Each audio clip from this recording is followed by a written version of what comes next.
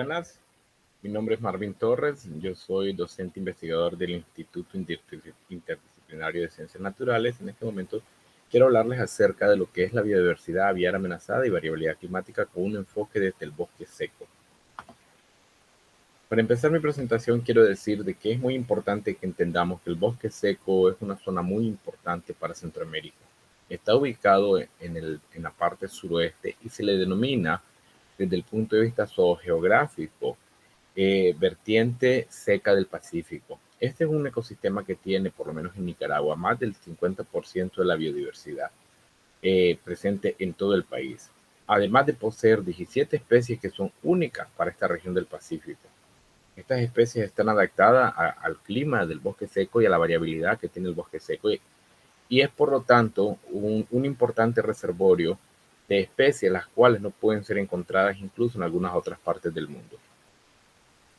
Sin embargo, el bosque seco al presente, debido a la alta densidad poblacional que presenta, donde nos damos cuenta que en lo que es el corredor seco hay más del 60% de la población del país, hay una coexistencia del bosque con sabanas antrópicas.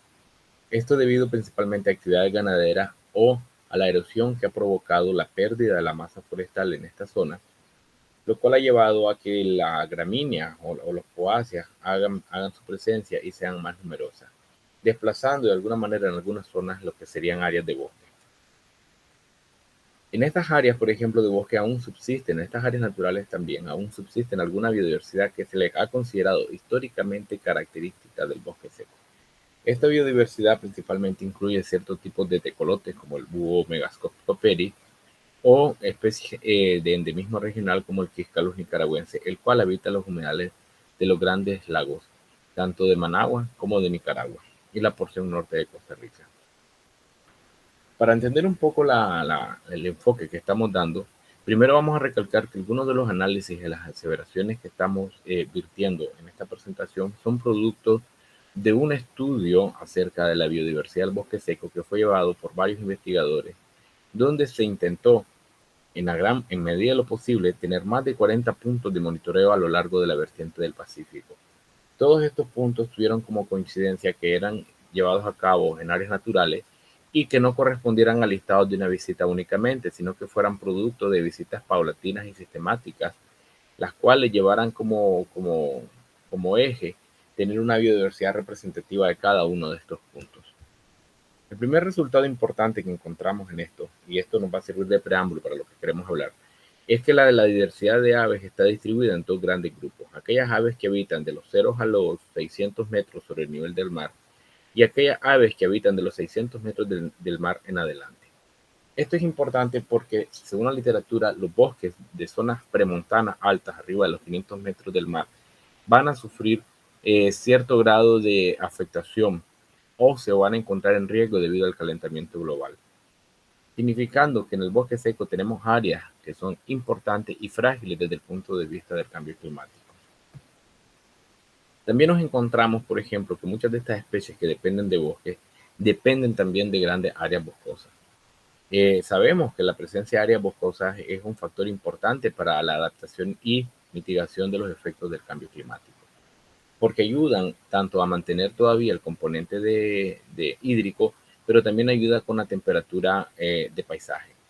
De tal manera que aquí podemos ver de que también afecta que no haya bosque a aquellas especies que habitan las áreas naturales, debido a que debajo de las 50 hectáreas esta biodiversidad suele disminuir de manera relativamente constante.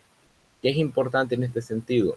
Entender de que debido a la fragmentación que se ha sometido el bosque seco, no quedan muchas áreas grandes y las pocas que quedan se les considera al presente día como los reservorios de naturaleza que son importantes para la biodiversidad. Cuando vemos y cruzamos esta variable con la variable hídrica, nos damos cuenta, viendo el mapa, de que estas zonas dependientes de bosque, estas especies dependientes de bosque se encuentran aglutinadas principalmente en 3 puntos. Y estos 3 puntos, si nosotros podemos ver ya el mapa más en específico, casualmente son áreas donde se encuentran parte de aguas de unidades hidrogeográficas. Esto es un buen indicador de cómo biodiversidad, la cual es sensible a la pérdida de áreas naturales, y obviamente estas áreas naturales tienen servicios de ecosistemas valiosos como lo son proveer agua de consumo doméstico. También coinciden estas áreas con aquellas áreas donde aún en el Pacífico se encuentran especies que son determinantes para los bosques. Esto ayuda a entender cómo la calidad de las especies desde el punto de vista de biodiversidad está correlacionada con la calidad de los bosques y con los servicios ecosistémicos que proveen, donde las áreas que han quedado como que son parte de aguas también son las áreas las cuales aún aglutinan una importante biodiversidad. También en los bosques se encuentran muchas especies, en los bosques del Pacífico se encuentran varias especies que se encuentran relativamente amenazadas, algunas a nivel nacional en grado bastante alto, como por ejemplo la lapa roja, el pájaro rancho, algunas especies de charlero, varias loras, o algunas especies que solamente se pueden encontrar dentro del bosque. Voy a hablar de un ejemplo muy importante porque esta es una especie que la variabilidad climática la afecta, que es el sanatío nicaragüense, que como ya hemos dicho, está adscrito principalmente a la zona de los Grandes Lagos. Esta especie habita principalmente lo que es el cordón hasta los 300 metros inclusive que están a la orilla de los lagos. Esto hace de que esta especie no pueda adaptarse a otro tipo de ecosistema. Él está adaptado a todas estas áreas a la orilla de los lagos, las cuales tienen vegetación inundada específica, ya sea árboles de tule, que son del género tifa, o otras poáceas, otros zacates altos, los cuales se encuentran a la orilla de los lagos. A la ausencia de estas plantas, esta especie suele tener, no voy a decir extinciones, pero sí desapariciones periódicas, de tal manera que las sequías secan por completo todo lo que es la orilla y matan la vegetación que esta ave ocupa como refugio, alimentación y anidación. Vamos a hablar del caso del tisma. Aquí podemos tener una foto del tisma en el 2013, cuando se encontraba relativamente con un espejo de agua lleno, y podemos ver los poales altos como el tule del género tifa, los cuales se encuentran. Al 2016, después de 3 años de sequía, podemos ver cómo las áreas de tules han desaparecido y cómo el tisma ha perdido su espejo de agua. ¿Cómo podemos ver esto desde el punto de vista poblacional? Lo podemos ver de esta manera. Podemos ver estas zonas promedio de observaciones de campo en los mismos sitios que se llevaron a cabo en Tisma. Podemos ver cómo el ave venía de haber pasado un periodo de sequía, se recupera cuando se recupera la vegetación acuática, 2012, 2013, y para el 2016, que es cuando le enseñé la foto, se encontraba en el punto más alto. Cuando volvió a llover hubo un pequeño subidón, pero después en el 2018 volvió a bajar la diversidad de quiscalos nicaragüenses. Esto es la abundancia, perdón, de quiscalos nicaragüenses. Esto es un mejor indicador, visto desde esa manera, de cómo esta es una especie que fluctúa de acuerdo a cómo varía las condiciones a la orilla de los Grandes Lagos. Sin embargo, hay una amenaza nueva, y lo cual disminuye la resiliencia para estas especies que dependen mucho del nivel de los espejos de agua, que es el cambio de uso de suelo. Esta es una foto en Matiare en la cual podemos ver que el cambio de uso de suelo para la siembra de curvitáceas principalmente afecta sitios donde históricamente se observaba al quiscolo nicaragüense, aumentando esto el riesgo de extinciones locales, porque no solamente ya es la variabilidad climática, sino la pérdida de hábitat natural. Otro ejemplo son las especies de aves en ribera.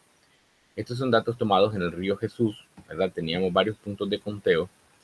Este es un río el cual se encuentra cerca del Salto, en la región de San Rafael del Sur, el cual tiene una matriz de ecosistemas, desde ecosistemas abiertos, donde incluso hay vegetación característica de humedales como el tule, a como hay áreas con pérdida forestal o áreas que tienen alguna cobertura o áreas de potreros con matorrales. Nos damos cuenta, por ejemplo, que estas áreas, a medida que uno se aleja de las áreas urbanas, aumenta tanto el porcentaje de cobertura arbórea como el ancho de la franja de árboles alrededor del río. Esto es sumamente importante porque nos damos cuenta de que la cercanía a las zonas urbanas ha tenido un efecto en el bosque negativo, porque hay menos ancho de bosques de ribera, como también hay menos cobertura. También es un problema la basura porque nos hemos dado cuenta que hay más basura donde el porcentaje, a veces hay más basura donde el porcentaje de cobertura es menor. Entonces no solamente es el hecho de que hay menos bosques y menos cobertura arbórea, sino que también esto está relacionado a la presencia de basura. Así como hay más basura, a donde el ancho de la franja de bosque riverino a lo largo del río es menor. Entonces, esto nos damos cuenta de que una baja presencia de bosque riverino, el ancho del bosque, ¿verdad? A la orilla de los ríos, cuando es menor, incide tanto en la cobertura como en la presencia de basura, los cuales son factores negativos. En cuanto a las aves, nos damos cuenta que las aves aumentaron a medida que aumentaba la cobertura y a medida que aumentaban los metros de ancho de bosque a la orilla de los ríos. Sabemos que por ley se propone que debe haber al menos 200 metros alrededor de los ríos, ¿verdad? Y eso es un valor que sabemos que muchas veces no se cumple. Pero aquí nos damos una buena idea de lo importante que son estos valores para la diversidad de especies, porque cuando los valores son menores, la diversidad de especies suele ser sumamente baja, lo cual refuerza la importancia de por qué las franjas de bosque tienen que ser bastante más gruesas, porque ya sabemos que las aves también significa resiliencia para el ecosistema. A conclusiones generales podemos decir entonces que la región del Pacífico es una región heterogénea. Esta es una región que necesita más prioridad, porque a veces pareciera que el bosques más carismáticos, como los bosques del Caribe, ¿verdad? De la vertiente del Caribe, donde está Bosa Baja, Indio Maíz, suelen tener más atención. Sin embargo, hemos visto que la riqueza de los bosques del Pacífico es bastante alta también y bastante importante.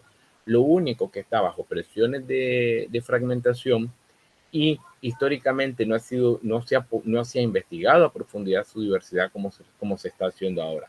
Además, que son bosques que prestan servicios ecosistémicos importantes para la población, porque es en estos bosques donde realmente más de la mitad de la población del país tiene los servicios ecosistémicos tales como agua de consumo doméstico o la temperatura ambiental. Es decir, que por ejemplo, que en el ejemplo del río Jesús, las poblaciones dependen altamente de estos ríos, no solamente para lavar ropa y bañarse, sino también para obtención de alimentos, porque encontramos algunos moluscos, los cuales no están en la presentación, los cuales son consumidos en la zona de manera regular. También es una necesidad que se entienda de que esta no es un bosque seco todo. En la región del Pacífico es una zona donde hay bosques lluviosos inclusive. Y esto hace que haya retos de manejo también. Porque por un lado, si hay variabilidad climática y hay puntos donde la biodiversidad es mayor a 2000 milímetros, la precipitación anual es mayor a los 2000 milímetros, esto nos está dando a entender de que realmente hay zonas que son delicadas y que una reducción de precipitación en esta zona va a incidir en las especies que la habitan. De igual manera como influyen los estratos altitudinales, porque también estos lugares que son altos van a quedar como islas a medida que la temperatura aumenta, porque uno de los escenarios dice de que las especies de las zonas bajas van a invadir la zona alta. Y además las sequías están afectando la biodiversidad de los grandes lagos y los sistemas humedales anexos, lo cual significa que estos sistemas deberían de trabajarse fuertemente en el desarrollo territorial de las cuencas, de tal manera que se logre mantener el nivel de agua de estos sitios, no solamente para la biodiversidad, sino también para el uso del agua, porque mucha de esta agua es usada por la gente, ya sea para pescar o para navegación, sino también para la recreación y el turismo. Y con esto me despido, muchas gracias.